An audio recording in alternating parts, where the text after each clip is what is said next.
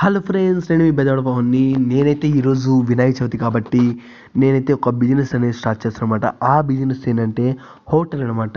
ఆ హోటల్లో tiffin, morning, afternoon ఏమో మీల్స్ ఉంటాయి అనమాట.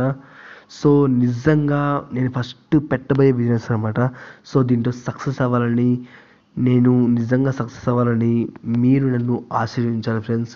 ఎందుకంటే నాకు ఊహ తెలిసి కానీ ఇదే ఫస్ట్ బిజినెస్ అనమాట. సో నిజంగా సక్సెస్ అవ్వాలని మనస్ఫూర్తిగా కోరుకుంటున్నాను. అంతేకాకుండా మీ సపోర్ట్ కూడా నాకు ఉండాలి.